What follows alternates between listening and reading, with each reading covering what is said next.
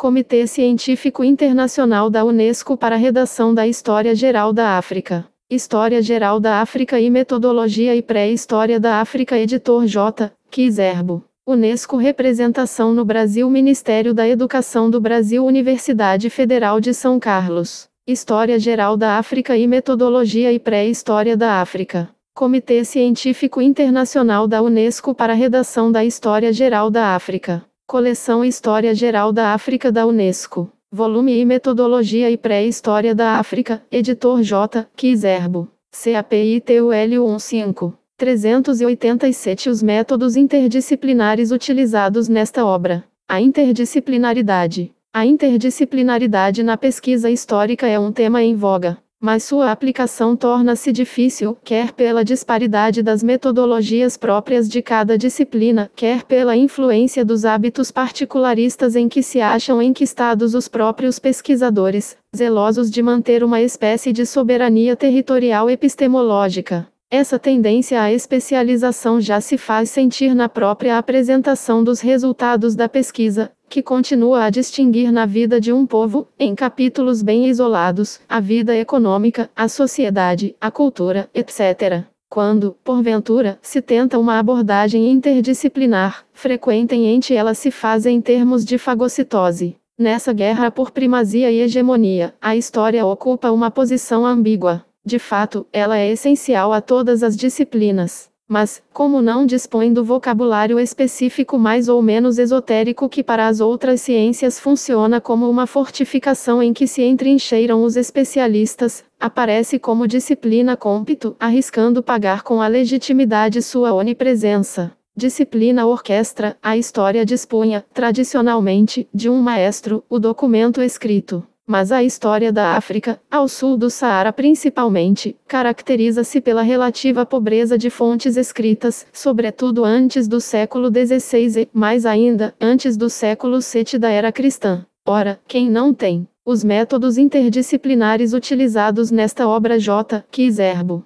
388. Metodologia e Pré-História da África. Mãe mama na avó, diz um provérbio africano. Na ausência de fontes escritas, a história da África deve coligar todas as fontes disponíveis para reconstituir o passado. E a carência pode, afinal, transformar-se quase num fator positivo, na medida em que permite fugir ao peso esmagador da escrita, que por vezes acarreta uma depreciação implícita das outras fontes. Por outro lado, a pesquisa histórica e das ciências humanas na África sofreu, por longo tempo, de dois males contraditórios. Em primeiro lugar, a deformação historicista, que leva a considerar o fluxo do processo social como um rosário cujas contas são eventos datados. Em segundo lugar, a obsessão de reconstituir um calendário que torne inteligível a evolução dos povos, e a indiferença por tudo mais, economia, estruturas sociais, culturas. Daí essa história linear, genealógica, fatual, em suma, esquelética, pois que desprovida da própria carne da vida. Um outro desvio, ainda mais pernicioso, oriundo talvez, em parte, do preconceito de primitivismo aplicado à realidade africana por um evolucionismo sumário, analisa estruturas atemporais, abolindo a profundidade histórica, sem a qual, no entanto, as referidas estruturas perdem seu significado tanto objetivo quanto subjetivo.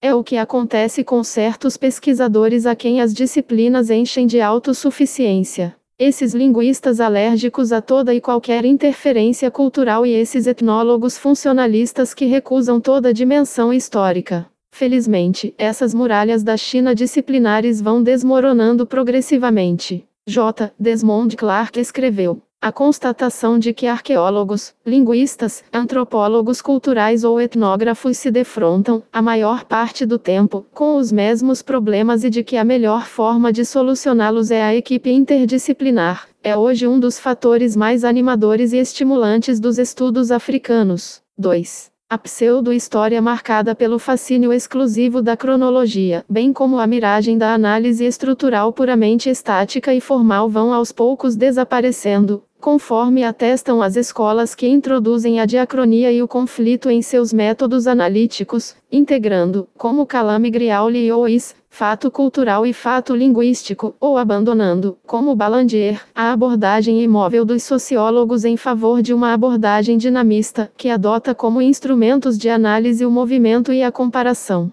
Não é a contradição parte. Uma lactação parece ser um processo reflexo. Todavia, a farmacopeia africana dispunha de receitas para ativá-lo. 2 Clark, J. D. African Prehistory. Opportunities for collaboration between archaeologists, ethnographers and linguists. In Cass, F. Language and History in Africa. 1970. 389 Os métodos interdisciplinares utilizados nesta obra. Integrante da realidade? O que está claro é que nenhuma disciplina se beneficia com uma abordagem individual da realidade densa e emaranhada do mundo africano. Seria como querer partir o nó górdio a golpes de sabre. É o caso dos pesquisadores que pensam encontrar o princípio de explicação fundamental de uma determinada sociedade africana num único elemento. Por exemplo, na análise estrutural do parentesco ou no sistema de representações, crenças, mitos e símbolos considerados como que dotados de uma autonomia e de uma lógica própria, independente, por exemplo, das relações de produção.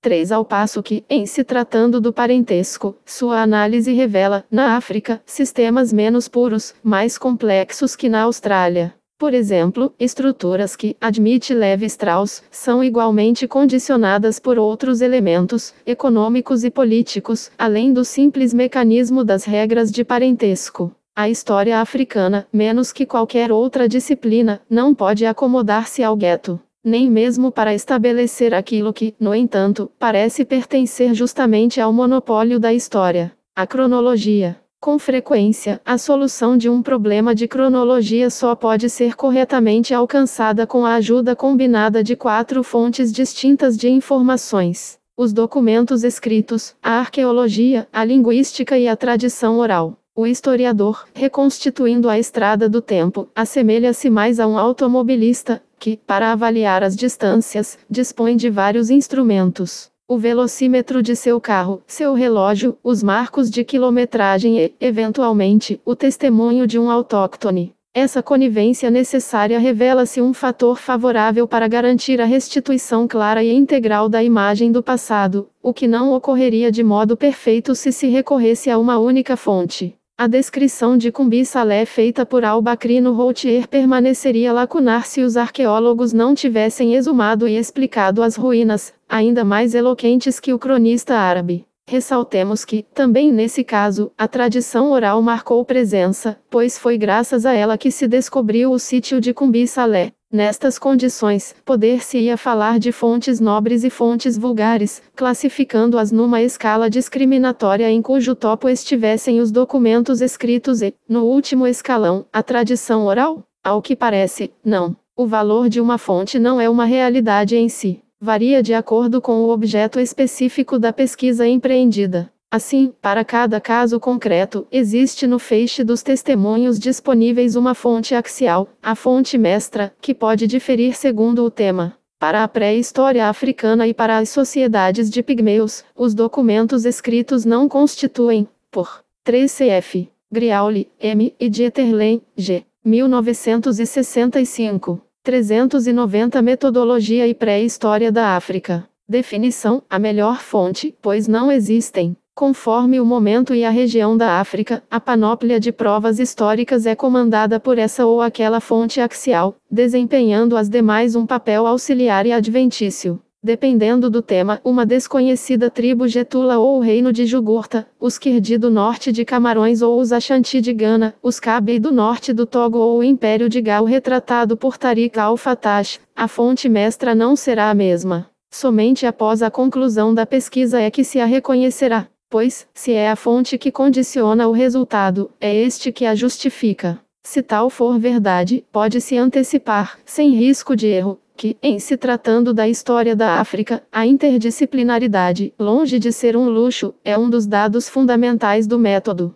De fato, não existe outra alternativa. A complementaridade das fontes. As fontes da história da África são nitidamente complementares, tanto que cada uma delas, isolada, apresenta-se com frequência mutilada, transmitindo apenas uma imagem imprecisa do real, que só a intervenção de outras fontes pode ajudar a definir. Isolada, a arqueologia corre o risco de tornar-se uma descrição árida, uma atestação quase fúnebre pronunciada impudentemente com base em pequena amostragem. E, se a única forma de corroborar ou invalidar as hipóteses formuladas fosse aguardar o resultado de outras escavações, o ritmo das descobertas tornar-se-ia intoleravelmente lento. Recolocada, ao contrário, no contexto multiforme de vida que ela pretende exumar, a arqueologia presta eminentes serviços às outras disciplinas ao mesmo tempo que delas se beneficia. Com efeito, a explicação de seus achados encontra-se frequentemente fora dela mesma.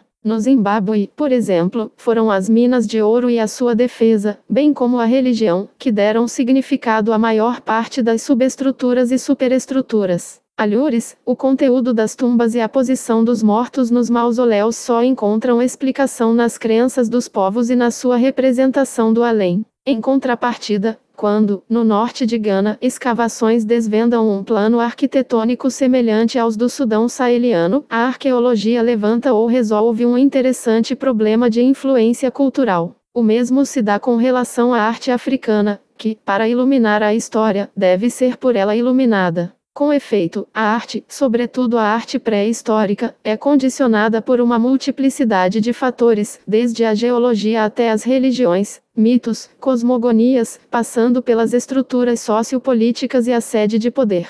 391 Os métodos interdisciplinares utilizados nesta obra. Dos reis. Nessas condições, a estética é intimamente governada pela ética e, ao mesmo tempo, servida por ela. Por outro lado, a arte muitas vezes apresenta-se como um conservatório, um museu de antropologia cultural e mesmo física devido aos ritos, escarificações, penteados, costumes e cenários que reproduz. Mas a compreensão da arte em si, enquanto técnica inspirada, não pode ocorrer fora da história. A estilística é frequentemente explicada pela organização social. No Benin, por exemplo, os mesmos artistas, Egbezaneua, esculpem a madeira e o marfim, enquanto outros trabalham a terracota e o bronze. É evidente que a passagem de um material para outro explica em grande parte a feitura dos objetos em marfim ou bronze, assim como a forma e a decoração das cerâmicas pré-históricas só se explicavam por sua invenção a partir de cestos de palha trançada.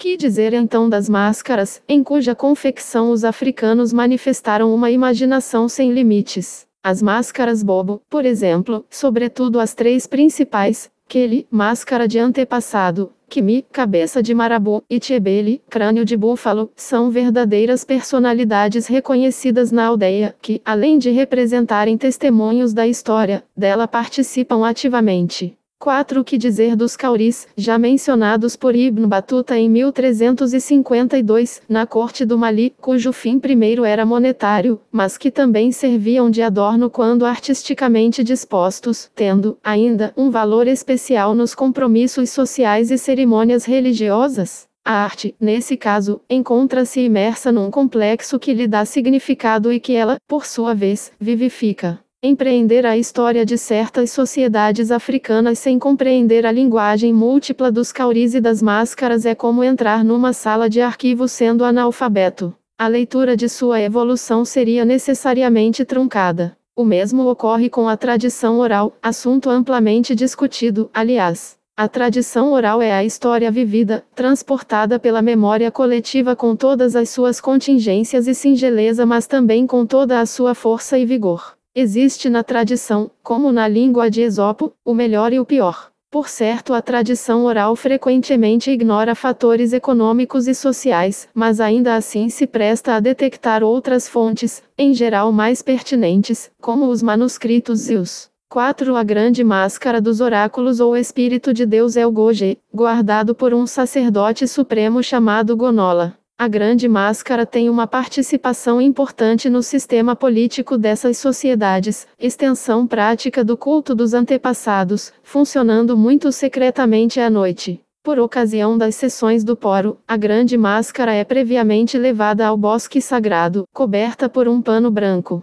O Gonola atua como chefe e sacerdote, dispensador da verdade insuflada pelos antepassados. O Goje é também um legislador, pois suas decisões são apregoadas na aldeia e têm força de lei. Ois, M. In. Etudes Guineanes, 1951. Arley, G. W. 1950. 392 Metodologia e Pré-História da África. Sítios arqueológicos. Por esse motivo, recomenda-se a coleta das tradições locais antes de empreender qualquer programa de escavações. A tradição oral ajuda também a corrigir os erros de interpretação oriundos de um enfoque puramente externo. Além do mais, permite limitar o número de hipóteses e reduzir o leque de opções. 5. Porém, caso existam versões múltiplas de uma mesma tradição, será a consulta a uma outra fonte, por exemplo, o mapa das zonas afetadas por determinado eclipse, que permitirá decidir por uma delas. Ligados à tradição, os tambores constituem um dos grandes livros vivos da África. Alguns são oráculos, outros, estações de transmissão, outros, gritos de guerra que fazem brotar o heroísmo. Outros, ainda, cronistas que registram as etapas da vida coletiva. Sua linguagem é, fundamentalmente, uma mensagem repleta de história. A esse respeito, estabeleceu-se uma distinção entre a etnomusicologia interna ou técnica e a etnomusicologia externa, ou seja, ligada à trama social e cultural. 6. As grandes epopeias ou crônicas são frequentemente cantadas por grupos sociais organizados para esse fim, e de um modo peculiar à África, no quadro de uma participação ativa. Pois a música nunca é recebida passivamente. É executada por todo o grupo. Trata-se de uma celebração coletiva onde a trilogia canto-dança-música nos convida a uma interpretação sintética, em que a linguística, a história, a botânica, a psicologia social, a psicologia, a fisiologia, a psicanálise, a religião, etc. têm todas algo a dizer. Sem esperar muito da musicocronologia, o estudo comparativo dos instrumentos e da substância musical por intermédio de medidas aritméticas tratadas pela análise estatística pode dar resultados convincentes quanto à difusão e ao desenvolvimento cultural. O universo musical africano extingue-se diante da invasão de músicas de qualidade geralmente mais pobre, porém introduzidas por sistemas econômicos mais ricos. O próprio tantã, que fez a história, não será em breve um objeto da história? A linguística, por seu turno, é cada vez mais uma companheira, jovem, fiel e fecunda, da história, pois as línguas são um museu vivo em que se preserva a tradição, e, para extrair-lhes a essência real, é necessário possuir-a. 5. Devemos evidentemente situar a tradição oral no seu contexto. Num interessante quadro metodológico de análise de contos e lendas, alguns estudiosos estabeleceram, em 7 colunas, os dados internos, semântica, retórica, e os dados externos ao conto, dos quais uns estão vinculados a um contexto cultural e civilizacional, ao passo que os outros estão fora desse contexto. Cf. Literature Orale Arabo-Berber. 4. O Boletim de Liaison, 1970. Centre d'Etudes Maghrebines, Musée de Lyon, Paris. 6. Com esse procedimento, o pesquisador pode atingir setores mais específicos. As relações entre a música e a linguagem. Os símbolos sociais e filosóficos ligados à música. A relação dos ritmos com os fenômenos de possessão. As relações entre a música e o meio ambiente ecológico e econômico. As relações entre as diversas músicas de diferentes etnias. Aron, Sima e Constant, Denis, In, Martin, D. Yiannopoulos, T. Guide de Recherches L'Afrique Noire. Armand Collin, Paris, 1973. 393 Os métodos interdisciplinares utilizados nesta obra. Ciência da linguagem. Toda língua é não só uma criação mental como também um fenômeno social. Seu vocabulário, por exemplo, é o reflexo das realidades forjadas pela história de cada povo. É, por outro lado, a língua, a palavra, que instila um sistema de conceitos e normas de comportamento na mentalidade e nas motivações dos povos. Certos conceitos de uma língua são difíceis de expressar de forma idêntica em outra, relacionada a um contexto global diferente. É o caso do conceito de Sanakuya, em Mandi, e Hakiri, em Mori, aproximadamente traduzido por parentesco de brincadeira e que desempenha um papel histórico de grande importância na região sudano-saeliana. É o caso, Também, do conceito de Datgi, em Mandi, que está longe de coincidir com a simples noção de hospedeiro. Ou do conceito de Tengsoba, traduzido literalmente por chefe da terra, embora sem uma exata correspondência semântica. A crítica linguística é constantemente solicitada pelo historiador, de par com outras fontes. A cronologia e a origem das ruínas circulares da região de Lobi, por exemplo, são o resultado de um conjunto de provas que se eliminam e se reforçam mutuamente. Rejeição da hipótese de uma origem portuguesa baseada num texto de Barros, contradita pelo traçado da estrada supostamente utilizada e pelo exame do revestimento de reboco, cujo estado de conservação não justifica um horizonte temporal muito remoto. Denominação Uilei-Birifor dessas ruínas, Colnao, significando estábulos das vacas dos estrangeiros. Identificação desses estrangeiros na pessoa dos Kulango, através do estilo das cerâmicas encontradas nas ruínas. Por fim, estimativa cronológica ligada às tradições de migração dos povos da região. Nesse caso específico, percebe-se concretamente o papel decisivo da linguística na tentativa de interpretação de um determinado acontecimento histórico. Mas seria uma aberração grosseira assimilar o fenômeno linguístico, que é cultural, ao tribalismo ou ao fato biológico da raça. A língua dos cavaleiros da Gomba, invasores das terras da Bacia do Volta no século XIV, talvez tenha caído em desuso, sendo substituída pela língua das mulheres Kusazi que eles desposaram no local e que se tornaram mães de seus filhos. Este é um exemplo de contaminação linguística que teria ocorrido, como por vezes acontece, às custas dos que detinham o poder político. A etnohistória, reduzida ao presente etnográfico quase inerte dos funcionalistas, também não é uma verdadeira história e não poderia desempenhar papel positivo nesta conjugação das fontes, em que cada uma constitui não um elemento estático mas uma variável transportada. cf. Parenco, P. e Herbert, R. P. J. 1962. 394 Metodologia e Pré-História da África.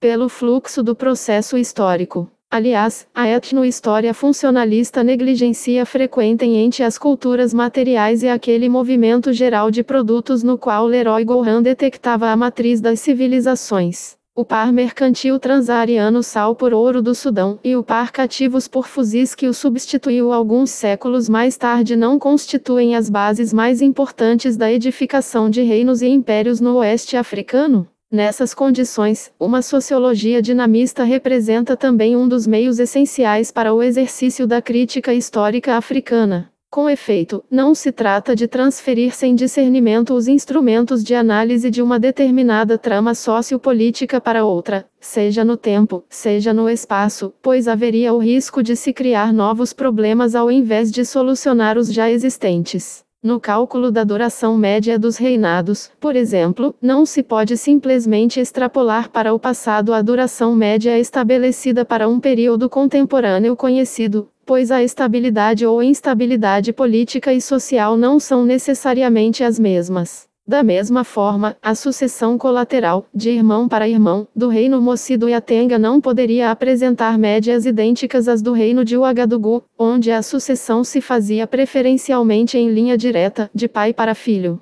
No caso de Ouagadougou, a duração média dos reinados tenderia a ser mais longa, e o número de gerações, mais elevado. Ainda que fatores religiosos possam também ser considerados. Porém, se analisarmos as dinastias dos reis dos Gan-Massa, sistematicamente eleitos entre os homens maduros mais jovens, a média de duração dos reinados será ainda mais elevada. Em outras palavras, a determinação do horizonte cronológico não pode ser feita independentemente do conhecimento da sociologia política de um determinado país. Mas o próprio conceito de estabilidade não é um modelo prêt-à-porter invariável para todos os períodos e todos os países. A estabilidade pode ser apenas aparente, ou adquirida a um preço social bastante elevado. Na Etiópia e no reino de Ouagadougou, a eliminação ou degredo dos candidatos desafortunados e dos colaterais garantia uma certa estabilidade, porém às custas de severas perdas humanas, que a história deve considerar em termos de instabilidade para explicar com pertinência a evolução desses países. Recorrer-se-á também às ciências naturais ou exatas para apreender ou afinar a imagem do passado da África, a começar pelo computador para o tratamento de certos dados numéricos. Os processos técnicos, físicos, químicos e bioquímicos de datação, de análise dos metais, das plantas e dos gêneros alimentícios, do gado e de seu pedigree.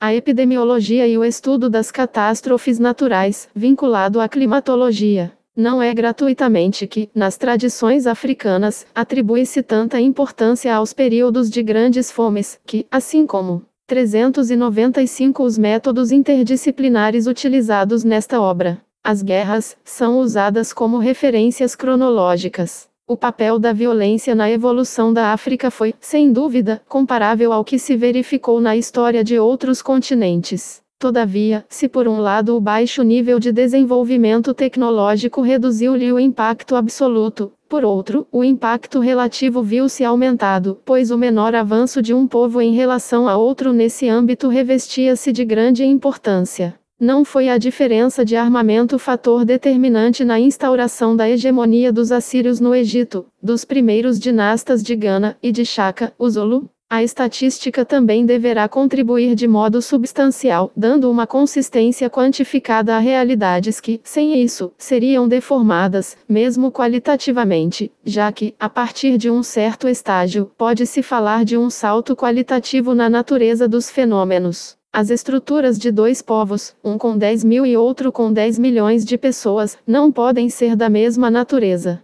Em se tratando de invasões de exércitos africanos do século XIV, a armadilha do anacronismo consiste em imaginar essas mobilizações através do crivo conceptual do século XX. A referência estatística, mesmo na forma de estimativas aproximadas, ajudará a colocar as coisas numa escala de grandeza natural, mais compatível com o desenvolvimento real dos acontecimentos. Aliás, o estudo das guerras africanas só pode contribuir de forma relevante para a história da África se relacionado à religião, a qual está intimamente ligado, por ser a arte da guerra, em parte, um exercício de magia. Para convencer-se, basta olhar a vestimenta de combate de Al-Bourin de Aei, repleta de amuletos. Esse costume ainda era adotado pelos atiradores africanos nas duas guerras mundiais. Quanto à antropologia física, pode, também, contribuir para a construção de uma história autêntica. Os mitos racistas, como a teoria camítica, baseados em frágeis aparências, infestaram durante muito tempo esse setor da pesquisa, o qual só poderá ser saneado graças ao método interdisciplinar, que associa várias provas para chegar à verdade.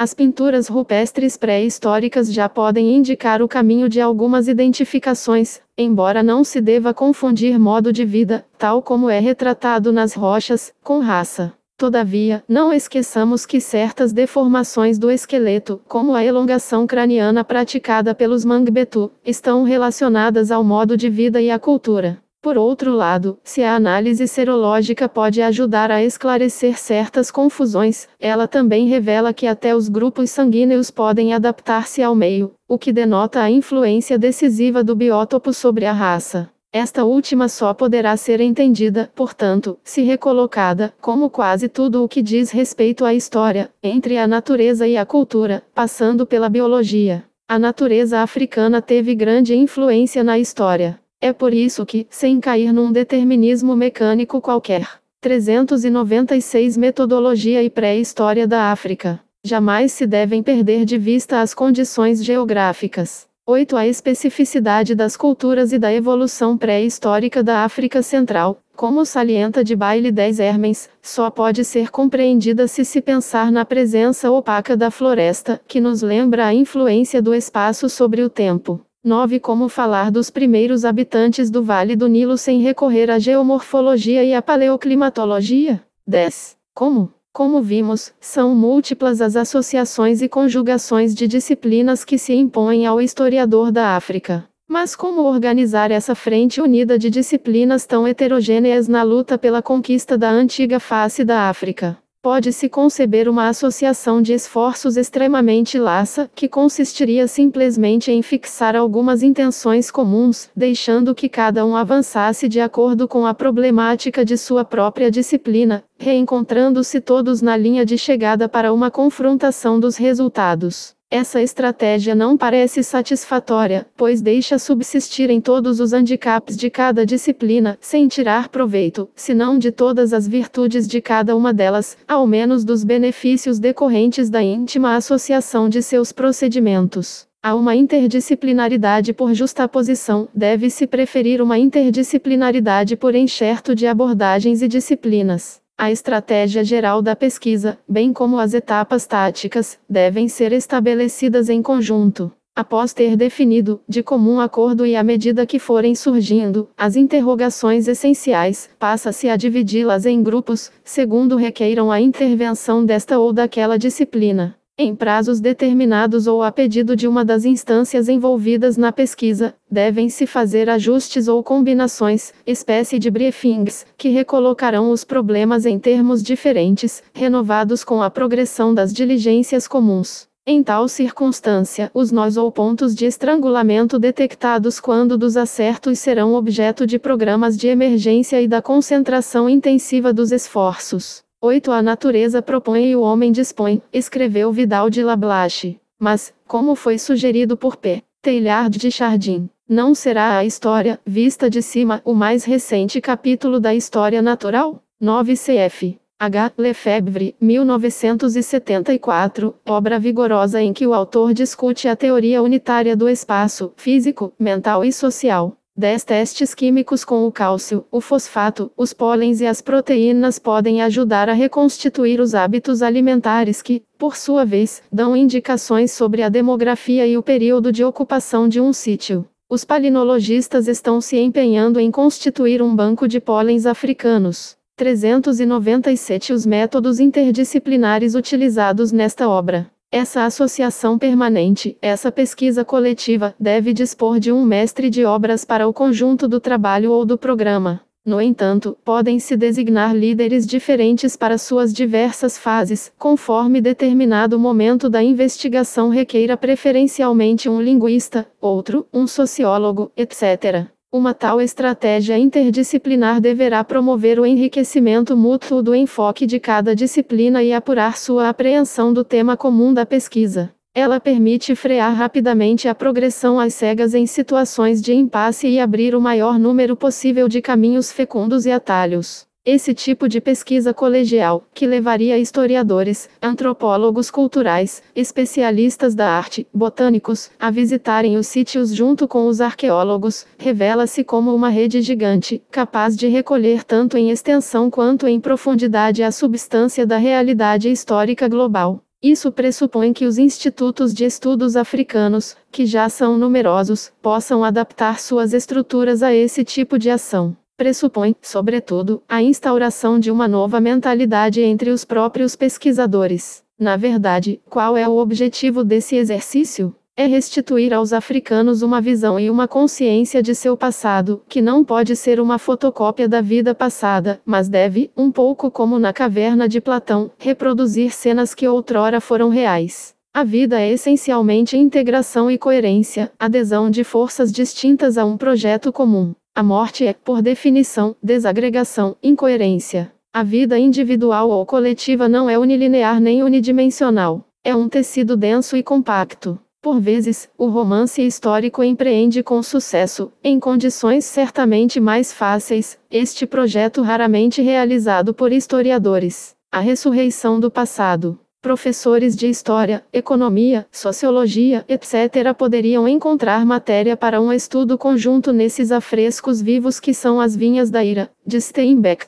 A Condição Humana, de Malhaux, e Chaka, de T. Mofolo. Sem cair no romance, devemos objetivar a recuperação dessa densidade, pois, no caso, a vida real foi ainda mais palpitante que o romance. A realidade ultrapassa a ficção. Todo movimento histórico depende do conjunto de todos os aspectos da realidade social. E a reconstituição histórica que deixasse de considerar todos esses aspectos seria, se não uma anti-história, no mínimo uma outra história. Uma visão facciosa posto que parcial. Evidentemente podemos nos concentrar num ponto específico do quadro histórico para ampliá-lo, desde que não nos esqueçamos de que está situado no quadro, sem o qual, mesmo enquanto ponto, não pode ser perfeitamente compreendido. Essa observação é ainda mais pertinente em se tratando do conjunto do quadro. Os fatos históricos importantes, como a expansão Mande no oeste da África, são resultantes de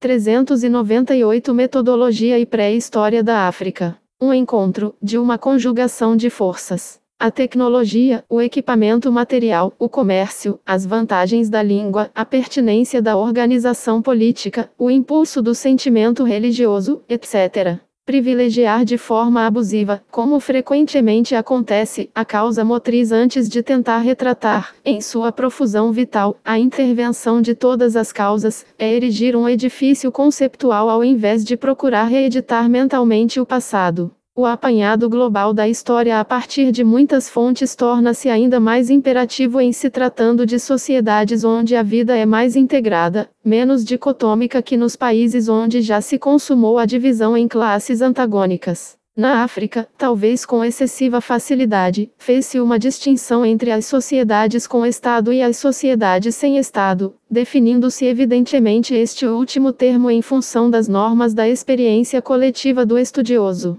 11 Esquece-se, talvez, que mesmo em um império como o Mali, a falta de estradas transitáveis e de administração burocrática, bem como a opção deliberada dos dirigentes em favor da descentralização ditada pelos fatos, fizeram com que a vida real da maioria da população se desenrolasse fora do Estado, em vilarejos dotados de uma autonomia milenar e que não estavam ligados ao centro, nem por um vínculo material concretizado por um feudo, nem pela realidade física das autoestradas ou das vias férreas, nem pela materialidade das folhas de impostos e de decretos de ministérios ou prefeituras. Ignorar tudo isso é condenar-se ao enfoque simplista que consiste no estabelecimento de listas de reis e príncipes a respeito dos quais conhecemos apenas um ou dois grandes feitos num reinado de 15 ou 20 anos, que consagramos como marcos indiscutíveis da vida real dos povos. A imensa maioria dos povos africanos vivia em sociedades totais, se não totalitárias, onde tudo estava interligado, desde a confecção de utensílios até os ritos agrários, passando pelo cerimonial do amor e da morte.